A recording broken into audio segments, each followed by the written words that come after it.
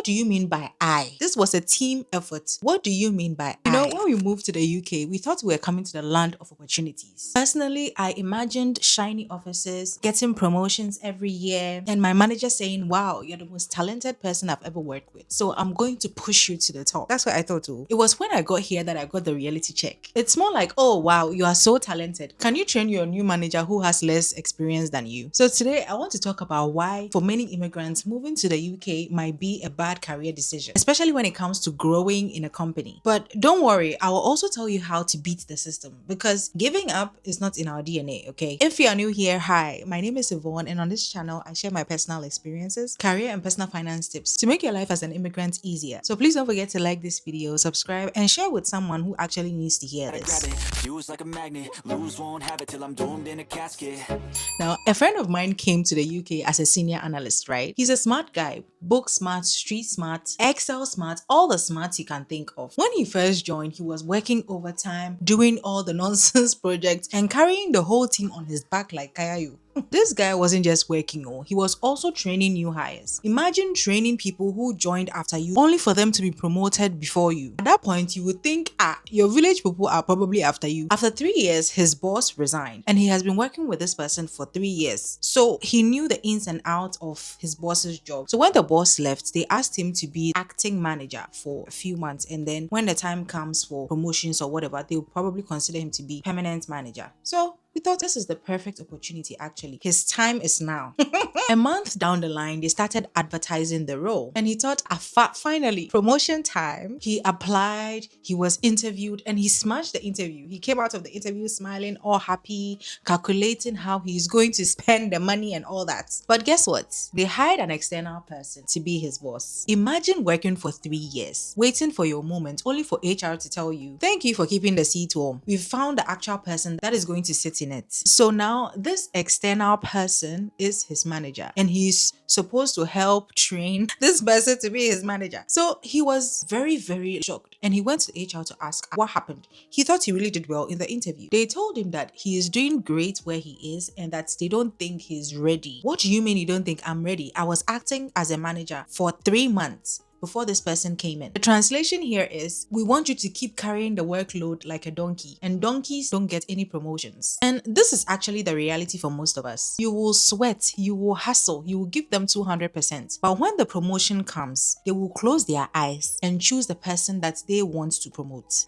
Forget about you. You feel like, oh yes, you are climbing the corporate ladder, only to find out that the ladder is leaning against the wrong wall. There's a way around this, and I'll tell you later in this video. The next thing is about accent bias. Do you think it can hold you back in the UK workplace? People actually have conflicting views, but for me, I would say yes. And let me just you why I think that. In this country, classism is like Wi-Fi. You can't always see it, but you will feel it everywhere. And in some companies, if you want to rise to leadership, it's not always about doing the job well. You need to bring in clients. You need to be charming at conferences. You need to be the person that they can wheel out at networking events. And sometimes it's not your skills that they are judging on. It's about how relatable and how polished you sound. Which is funny because half of the time, even the so-called polished people don't make any sense, and sometimes they don't even know what they're talking about. But for you, you could be explaining $1 million IT solution in perfect detail, but the moment your accent reminds them that you're not from here, suddenly they start squinting like they need subtitles. Meanwhile, your colleague who mumbles through every PowerPoint presentation like he swallowed a microphone gets the promotions, because in their eyes, he is the ideal candidate. You will be left doing the heavy lifting. So yes, accent bias is real, even if you don't want to accept it. And it's not because you don't know your stuff, but leadership here is more about presentation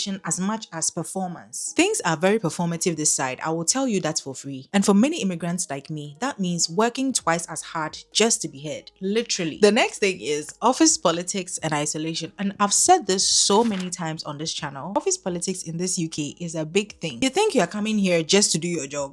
My darling, there is a whole performance that comes with it. Yes, you will be hired to do the job because they know you can do the job. You will deliver on time. They know you will care about the job enough to carry it on your head. But if you don't go around telling people that, oh, yes, I am doing the job you hired me to do. This is what I'm doing to get things done. My sister, forget promotions. Forget it. It will take years. It's either someone will take credit for the job that you're doing or someone will come and say that you're not that good. A perfect example is I was talking to a friend yesterday, right? He's new to the UK. He's been here for like just 3 weeks or something, fresh in the UK workplace.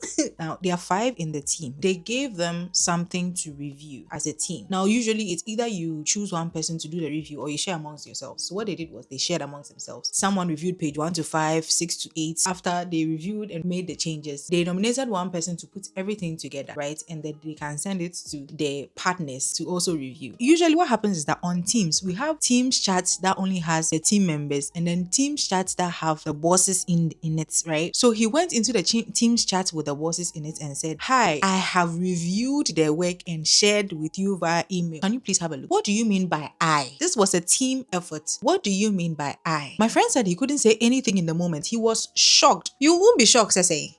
You will be shocked. He said he was shocked to the point of no reaction. Couldn't react. Now, whenever this happens to you, you have to stand up for yourself and say, hey, Felix, actually, this was a team effort. I was also part of reviewing the work. Then we will see what he says. Now, the person that took credit for a 5 person's work is this color. And my friend is African. And the other people on the team are also coming from different places. Some are Indian, some are from Nigeria. So no one said anything. And that is what happens to most of us. A lot of us come from cultures where you let your work speak for itself. Back home, if you deliver, people respect you. Here, if you are silent, you disappear. And promotions here are not just about the work. They are also about visibility. And one of the ways to increase or improve on your visibility is what I just explained, right? Blowing your own horn. Half the time also, visibility is built in the pubs. Now, I said half the time. There are also different ways to improve your visibility. Maybe I will cover that in another video. So please don't forget to subscribe so you don't miss it. That person who can barely prepare a PowerPoint,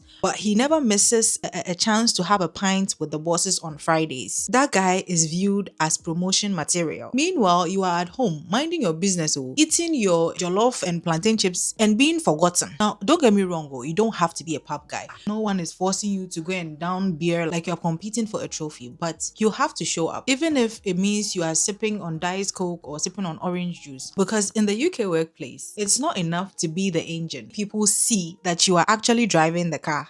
The next thing is the mentorship gap. In this place, mentorship and sponsorship are the cheat codes. Most people rise very fast because they got the senior people saying their names in the right rooms when they are not there. But for many of us, we don't have uncles or aunties in the system. Some of us don't even know that there are actually rooms where our names need to be mentioned. So whilst your colleagues are getting promoted because someone up there vouched for them, you will be sitting there waiting for HR to bring promotion and put it on your lap after noticing your hard work. Without allies inside these rooms, progression can feel like you are climbing Mount Everest in high heels. So how do we beat the system, right? I've been asking myself this question also. Now, don't pack your bags and come here just yet. You have to learn how to break through the barriers. The first thing is to play the politics smartly. Listen, you don't have to drink alcohol to fit in, but you have to work on your visibility because in the UK workplace, visibility is your currency. People need to see you outside your 9 to 5 as well, so they can connect with you on a personal level. If not, you will become a ghost employee, and ghosts don't get promoted. You will rather hunt the same role forever. Then the second thing is communication. Communication is also another currency. It's not always about what you say, right? It's about how you say it. And if your accent makes people hear data as doo-doo, then you have some work to do.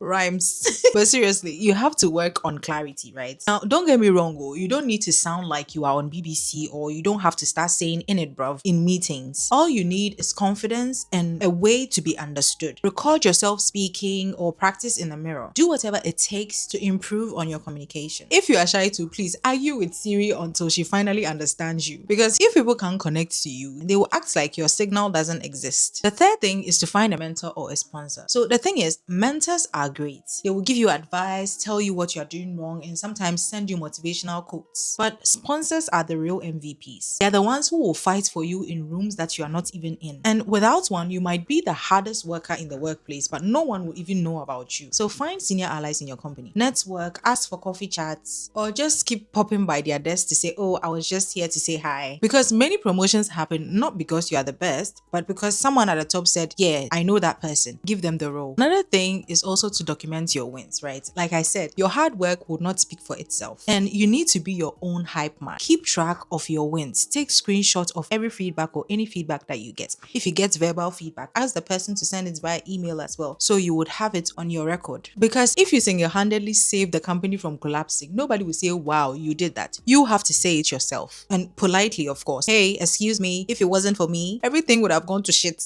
Excuse my language. And this is also what you bring to your performance review, right? The fifth thing is to know when to move. As soon as you touch down, your first day in the office, start building an exit strategy. I really wish someone told me this when I got here, because for some companies, let's be honest, they will never see you as more than just a worker. So don't spend 10 years waiting for a promotion that will never come. Sometimes the fastest promotions comes from leaving. So as soon as you are denied promotion once, start looking for the exits. Think of it like dating. If they don't appreciate you now, why waste years trying to convince them? Swipe left, move on, and find the company that actually sees your value. Because at the end of the day, your career is not about loyalty to a company. It's about loyalty to yourself. And then finally, leverage external networks. Sometimes the best opportunities are not hidden in your company's job board.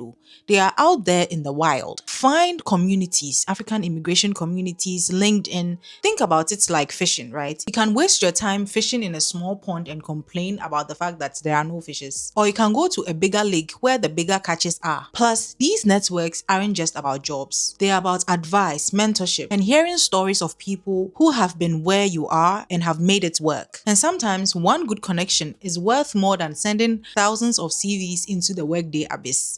I'm actually doing some research into these immigrant communities, and I'll give you my feedback once I'm done with my experiment. Don't forget to subscribe so you don't miss it. So, was moving to the UK a bad career decision? Many of us might say yes. It can feel like we traded recognition for stability. We left countries where we were running the show only to start from scratch and bump into invisible barriers here. I know people who have moved back home because they were tired of all of it and they are making it back home now. But here's the thing, making a bad career decision is not the end of the world. And once you understand how the system works, no matter how many years it takes, right, you can still learn how to play the game and rise, because we didn't come here just to survive. We came here to thrive as well. And with persistence, strategy, and a little bit more of networking, you would definitely get what you are looking for and even more. So my advice would be work smart, speak up, document your wins, find allies, and don't be afraid to walk away when it is time. You would know when it is time to walk away. Trust me. And the corporate ladder in the UK is climbable. You might just have to build your own ranks. If this video hits home, please don't forget to like, subscribe, and share with a friend who keeps training their own managers. And I'll see you in my other videos.